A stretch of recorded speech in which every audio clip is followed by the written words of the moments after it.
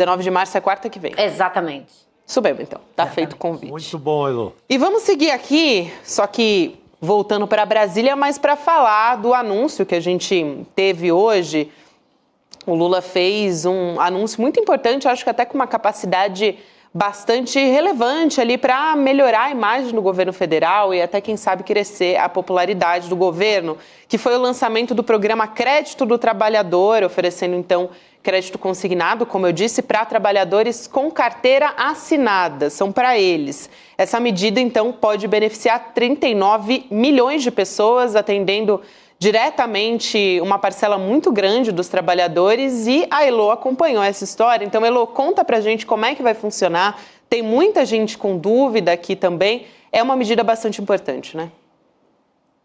Com certeza, Gabi. O que vai acontecer é que o governo criou esse programa e trouxe para esse projeto os bancos privados, porém trouxe também os bancos públicos, o Banco do Brasil e a Caixa Econômica, porque vai ser a presença dos bancos públicos que vai propiciar uma concorrência de redução dos juros, porque se os bancos começarem a colocar uma taxa de juros muito próxima do que acho que eles estão praticando hoje, o que torna impossível um empréstimo a qualquer pessoa comum, os bancos públicos podem oferecer uma taxa mais baixa, então haverá competição entre eles.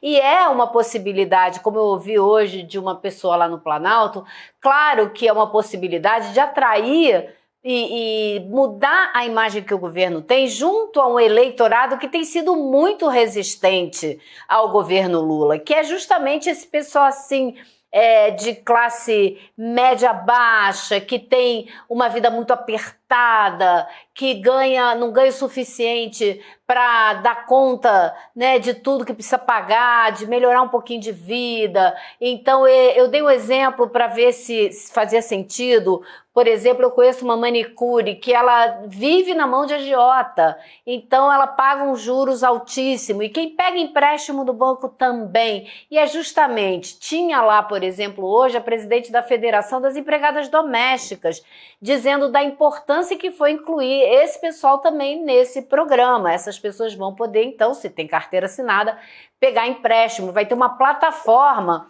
onde a pessoa vai poder se inscrever, o trabalho onde ela está trabalhando vai estar lá identificado, e os bancos vão poder, nessa plataforma, avaliar qual é a situação de estabilidade daquela pessoa, da empresa onde ela trabalha, para poder avaliar o risco e aí oferecer o empréstimo com a taxa que for viável. Agora, eu acho super interessante, porque não só isso tem um apelo político para uma camada que hoje em dia é uma camada difícil para o governo, porque isso vai entrar em operação muito rápido, isso também pode impactar o PIB, vai botar muito dinheiro na economia. A expectativa é que triplique o volume de empréstimos que existe hoje, né, para pessoa física. Então, se imaginar, você botar aí, em vez de 40, você ter 120 bilhões de reais circulando na economia, isso pode também ter um impacto grande, né, no consumo, então na geração de necessidade de outros produtos, forçar um pouquinho o aumento de produção, enfim, por aí vai, você faz a roda girar, né? Então essa é a expectativa do governo. Agora, eu ouvi também que, além disso, né, o pessoal que está trabalhando para levar o Lula para todos os estados, continuar falando nas rádios e tal, eles não têm números ainda, mas estão com uma expectativa positiva para os próximos meses com relação à popularidade do presidente Lula. Vamos ver. O Lula se mexeu, né? Se mexeu, viajou, lançou programas. Ontem esteve lá com o pessoal do Aço, num dia em que o Trump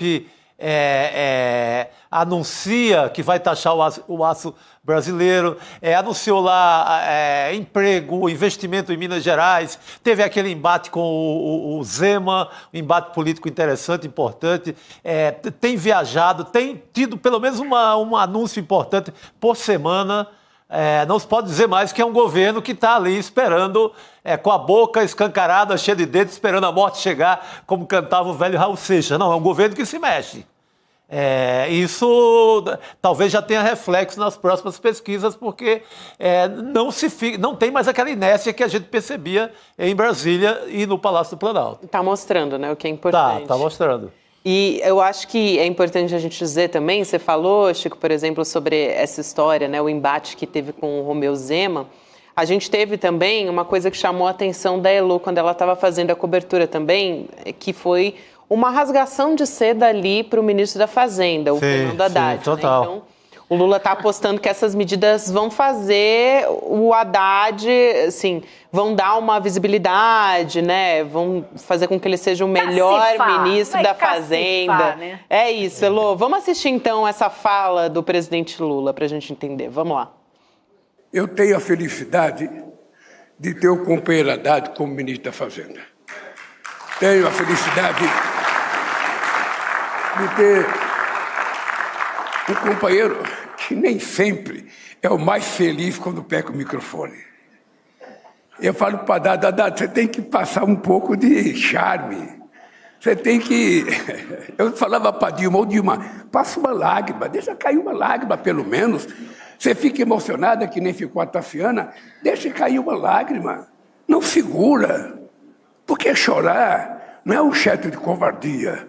É um gesto de emoção que nem todo mundo consegue ter. Só as pessoas que têm dignidade e caráter é que podem chorar. E eu vou dizer para vocês, sem medo de errar, eu já tive muitos ministros, muitos companheiros na Fazenda. Mas pode ter certeza, se vocês colaborarem, a gente vai terminar o nosso governo com o Haddad passando para a história como o melhor ministro da Fazenda que esse país já teve.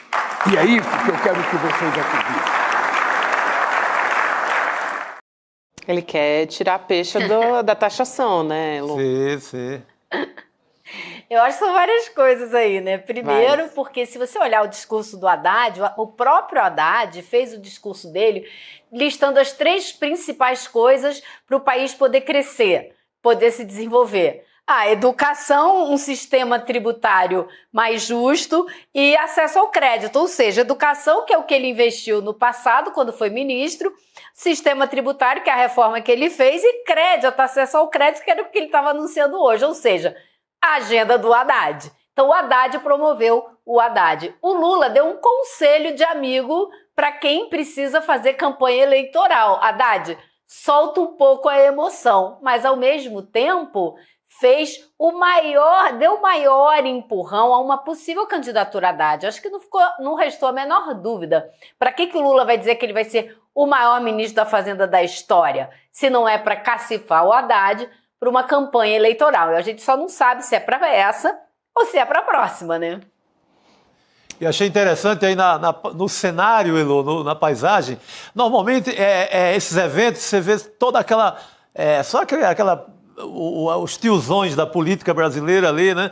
Nessa você viu que você havia falado da Federação das Empregadas Domésticas, você vê que já era um cenário ali modificado no salão do Palácio do Planalto. Não era mais só ministro, assessores, etc. É importante sempre ter, seja no evento, seja nas viagens, essa parte do Brasil real presente na história.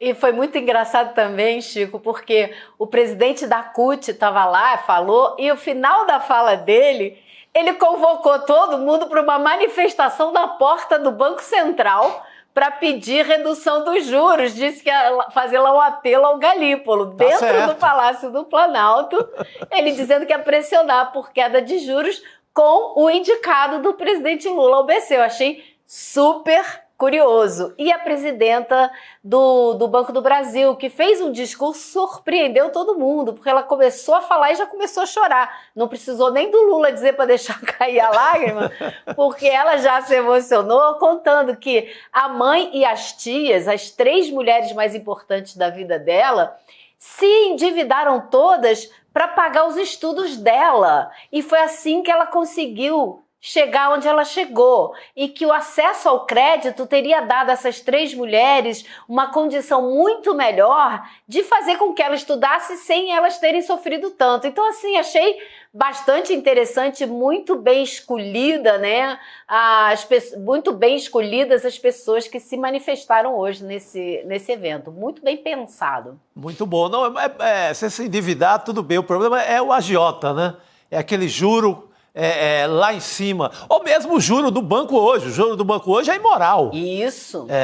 Porque 6% ao mês, Chico. É imoral, é a facada. Cruel, né? É cruel, é a É facada. cruel mesmo. Por isso que, assim, espero que esse juro baixe mesmo na competição, que os bancos públicos entrem pesado. Porque se for para manter o mesmo juro, não vai adiantar. Com juro na goela... A presidenta do Banco do Brasil prometeu e ainda falou, vocês vão poder escolher onde vocês vão pegar o empréstimo. E eu aconselho, vem pegar aqui no Banco do Brasil. Ela tem que puxar esse cordão aí. Boa. Tem potencial, né? Agora, só para não deixar de falar, eu acho que é o seguinte, o governo Lula está fazendo tudo dentro das regras do jogo do capitalismo, da maneira como ele está instalado no Brasil hoje. Não propõe nada diferente disso. E, para minha visão, é pena a gente pensar que o exercício da cidadania vai se fazer através do acesso ao crédito, né? São ideias assim, né, que eu acho que a gente deve refletir sobre isso. Mas é isso que está posto, é o que é possível, é o que eles acham que dá para fazer agora e trazer as pessoas para uma visão diferente e ter acesso a bens materiais ou melhorar um pouco de vida. Sim. A aposta do Lula, desde o primeiro mandato, sempre foi essa. Dinheiro em circulação, crédito para o povo, porque aí vem PIB, aí vem... a economia responde. Tem comércio, não tem abertura de novas firmas e por aí vai. Muito bem. Gente, eu quero também trazer aqui no nosso chat... Está se falando muito a respeito da fala do presidente Lula sobre a ministra, né? A nova ministra Gleisi Hoffmann. Vou trazer a fala aqui, na verdade, o print que a gente tem, né? Primeiro, falando a respeito da Gleisi e, na sequência, a gente tem a própria fala do presidente Lula falando a respeito disso. Vou dizer o que eu acho, mas antes acho que vale a pena a gente rodar aqui o Lula, que ele estava dizendo da relação do Congresso e, por isso... era uma mulher bonita sendo colocada na Secretaria de Relações Institucionais. Então, vamos assistir e a gente volta a falar. Bora. Vamos lá. E é muito importante trazer aqui o presidente da Câmara e o presidente do Senado. Porque é uma coisa, companheiros, que eu quero mudar, estabelecer a relação com vocês, por isso eu coloquei essa mulher bonita para ser ministra de Relações Institucionais, é que eu não quero mais ter distância entre vocês. Eu não quero que alguém ache que o presidente da República está distante do presidente da Câmara, está distante do presidente do Senado. Não. Agora, eu quero lembrar aqui, essa semana, muita gente lembrou disso aqui no chat também, o Bolsonaro, né, falou que as petistas eram feias e incomíveis. Foram essas as palavras que ele usou. A própria Gleisi faz pouco menos de uma semana que teve essa fala. E aí a própria Gleisi disse, olha, ele falta espelho e vai faltar também liberdade, querendo falar sobre o processo, né, o julgamento aí do 8 de janeiro, a partir da denúncia contra o Bolsonaro e outras pessoas também. Agora, vou passar também para ouvir o comentário da Elô, mas eu acho ruim, aqui já dando aqui o meu comentário, muita gente vai criticar, enfim, mas eu acho importante identificar, seja qual for a intenção, tá? Se Lula estava querendo ali criticar o Bolsonaro justamente por ter feito essa fala, mas é importante a gente criticar o que a gente acha que são erros na fala de um presidente progressista, que, aliás, foi eleito principalmente pelas mulheres, né? Pelo eleitorado feminino, a maior parte das que elegeram o Lula, né? O presidente Lula, são mulheres. Ainda mais na semana do 8 de março. Então, ele está tentando recuperar a popularidade nas pesquisas, abre margem para essas interpretações também. Então, eu acho que podia ter passado sem essa, mas eu quero te ouvir, Elô, até porque você estava lá, a intenção provavelmente foi responder a Bolsonaro mesmo, mas eu acho que foi ruim. Quero te ouvir, Elô.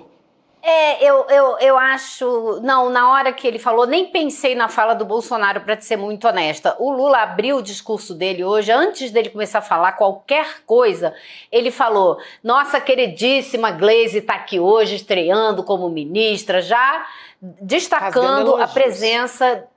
Já rasgando elogios, já destacando a presença dela.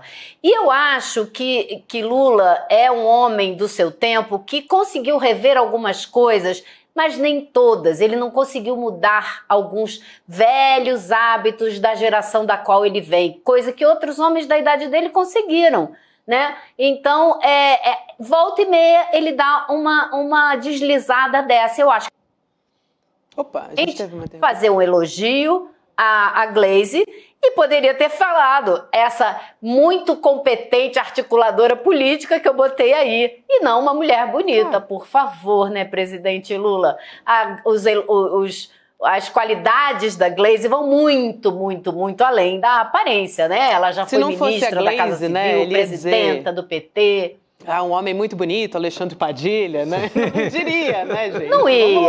Não ia. Esse é o ponto. Então, podia ter passado sem essa, mas eu acho que não ficou a menor dúvida de que a intenção era fazer um elogio à Gleisi, né? Elô disse tudo, né? Elogia a competência, né? Elogia o poder de articulação. Tem gente que duvidava da Gleisi, achava que ela brigava muito, mas tá aí, já começou a conversar com o Pacheco, com o Hugo Mota, tá mostrando serviço. Você elogiar só pela beleza, fica aquela coisa como se coloquei uma mulher bonita para ser atrativa, portanto, para convencer a macharada. Aí você aí carimba um certo... o velho, o antigo e machismo que a gente está acostumado. Repete um pouco o que o comércio, o capitalismo faz com as mulheres, de colocar a mulher mais bonita para atrair freguês, etc, etc. Isso. Né, vai num canto ruim da coisa, poderia ter evitado. É isso, e quer fazer uma objetificando, crítica... né? Para variar, objetificando exatamente. a mulher, né? Faz a crítica aberta mesmo, né? Bolsonaro, enfim... Responde na lata, né? Isso, exatamente. Bom, falando em Bolsonaro, né, gente? A gente estava falando ali... Não, como diz o Will, não. Não quero. Não. Muda de assunto. Mas nesse caso é bom, Helena. Nesse caso é bom porque envolve treta, uma extrema-direita, né? Então a gente está falando aqui, a gente chegou a comentar no Série Notícias segunda edição sobre o Tarcísio ser uma opção para bater de frente com o presidente Lula nas eleições de 26, uma opção da extrema-direita. Só que hoje, quem sugeriu ali num evento que o Tarcísio seria candidato à reeleição por São Paulo? Bolsonaro, né? Que tá ali meio não gostando muito dessa opção do Tarcísio. Vai para ele, me deixa. Exatamente. Então, informações que a gente tem ali do blog da Andréa Sadi também, tá tudo muito desconfortável para o Bolsonaro, né, Lu? Essa movimentação do Tarcísio, a gente já falou sobre isso, não é de hoje, né? Nos bastidores ele tem se movimentado muito também. O Bolsonaro não tá gostando dessa história, né? Não, nem um pouco, né? E ele quer deixar até a última hora, até a hora que ele não tiver jeito. Já não tem, porque ele está inelegível, então ele já não poderia nem estar sonhando com isso. Mas ele quer deixar até a última hora, até ele ser preso, para aí o partido ter que arrumar uma outra pessoa, e que nesse caso só pode ser uma pessoa que não precise largar um cargo, né? Por exemplo, o Tarcísio não precise se desincompatibilizar, porque vai ter que ser feito na última hora, nos últimos meses. E aí tem que ser a mulher dele, né? Alguém assim que ele possa trazer de toda a confiança do clã para poder... Agora, é curioso porque o Kassab também continua dizendo que o Tarcísio tem que concorrer a candidato a governador. Ele estava aqui ontem à noite num evento aqui em Brasília, e uma amiga minha que esteve lá me contou que ele disse nesse evento, onde também estava o Otto Alencar, que é do PSD, que é muito próximo do Lula, ele disse que Tarcísio tem que ser candidato a governador mesmo, e que essa história de discutir reforma ministerial e tal, quem vai cuidar é o partido, o PSD, não vai ser ele não vai se envolver com isso, vai deixar por conta do partido aqui em Brasília. Ou seja, ele deixa com o partido essa proximidade com o presidente Lula, e o Otto Alencar repetiu, eu conversei com ele umas 2 semanas atrás, ele deixou muito claro que ele é aliado, apoiador do Lula, ele repetiu isso ontem em público nessa reunião, e então ele deixa com o pessoal do PSD que está no Congresso essa relação com o Lula e o apoio ao presidente Lula, mas ele fica lá em São Paulo cuidando do apoio ao Tarcísio, e a intenção dele é que realmente Tarcísio não saia para presidente. Agora, claro, né, gente, que a conjuntura mudando, digamos, suponhamos, né, que alguma coisa aconteça e a popularidade do presidente Lula despenque de maneira irreversível. Claro que aí eles devem lançar mão de um nome que nem o Tarcísio para concorrer. Mas, dada a conjuntura atual, os números como estão, a realidade como está, Kassab prefere que Tarcísio realmente concorra à reeleição como governador, e o PSD, muito possivelmente, vai apoiar o presidente Lula na reeleição, continuará na base do governo e, se possível, terá mais espaço na esplanada dos ministérios. A grande luta do Bolsonaro é na sua própria defesa e ainda se mostrar útil. Útil para o empresariado, útil para alguém que veja que ele é quem tem voto. Uma vez que ele deixa de ser útil até para isso, para fazer esse papel de ser o candidato de novo das elites, de ser o candidato dos ricos, ser o candidato da direita, da extrema-direita do Brasil, se ele não tem mais sequer essa utilidade, a situação dele na defesa jurídica também fica muito difícil, porque ele fica inelegível, imprestável, inútil, passa a ser um político que não serve mais a ninguém. Não serve mais aos militares, que ajudaram na candidatura dele. Então, se eu não sirvo a nenhum segmento mais da sociedade, se eu não sou totalmente útil, eu estou rifado. Então, aí é o que é o grande temor do Bolsonaro. Então, ele vai lutar por essa candidatura de todo jeito. Porque é a sua defesa. Para manter relevância. Eu sou relevante, eu existo. Me defendam, senão está ferrado. Agora eu acho que ele tem, a saída que ele tem é a relevância através da família, né? Então, tá essa discussão toda aqui no Congresso por causa da Comissão de Relações Exteriores que o Eduardo Bolsonaro quer presidir. E o que eu ouvi é que existe um racha dentro do PL, porque existe uma pressão muito grande vinda de todos os lados para evitar que o Eduardo Bolsonaro assuma esse cargo. Teve gente até dizendo que não desconsidera a possibilidade do STF ter decidido agora a respeito do Valdemar poder encontrar com o Bolsonaro como uma negociação, como um sinal de negociação. Então tá bom, Valdemar já pode encontrar com o Bolsonaro, mas olha, não vamos tensionar a relação com o STF botando o Eduardo aí na presidência da comissão. Não sei se é fato, eu conversei com um grande articulador do PL que disse para mim, olha, não sei se o partido todo fecha comigo, mas eu considero que o nome do Eduardo está fechado, é esse e acabou. Tem gente no Congresso que acha que ainda é possível negociar alguma coisa, o PL pega a comissão, mas bota um outro nome. Vai ser difícil. Se a gente pensar na eleição do Hugo Mota, né, naquela eleição a bancada do PL se rachou, porque o Van Hatten concorreu e teve ali uns 30 votos do PL. Esse grupo aguerrido ao bolsonarismo, né, não vai deixar tirar o nome do Eduardo. Agora, a questão é, o restante do partido é maioria, mas alguém vai ter coragem de levantar a mão e dizer, vem cá, acho melhor não botar o Eduardo? Será que já chegou nesse ponto de fraqueza do Bolsonaro para alguém ter coragem de fazer isso? Não, ainda não. Acho que não, tendo a achar que não. E o próprio Hugo Mota está defendendo, ele acha que não tem nada demais o Eduardo ser o presidente da comissão. Sim. Veja, o Hugo Mota falou o seguinte, ele não defendeu o Eduardo, ele defendeu o regimento que dá ao PL, por ser a maior bancada, o direito de escolher as 2 primeiras comissões. Mas o nome que vai estar lá é o partido que escolhe. Então, Sim. Ele meio que jogou para os 2 lados. Né? E eu soube hoje que o PL quer não só a Comissão de Relações Exteriores, como quer também a Comissão de Direitos Humanos. Meu Deus do céu. A sucessão. Mas de eles não desastres. falavam que direitos humanos é o estrume da humanidade? O que eles Então, vou querem essa fazer para comissão? destruir, né? Fazer Pra acabar de vez, né, Para Adriana? destruir.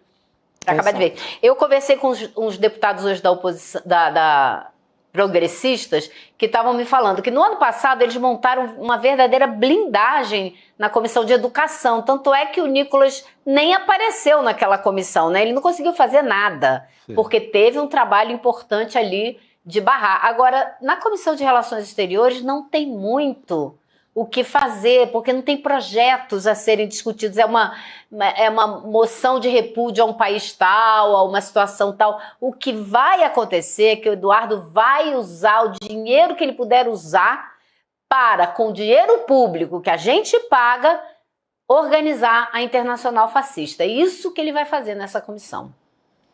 Muito bem, Elô. Obrigada por hoje, querida. A gente se vê em breve. Um beijo. Até mais. Boa noite, querida. Tá Obrigado. joia. Tchau, tchau, pessoal. A gente vai seguir falando a respeito disso, sobre Bolsonaro,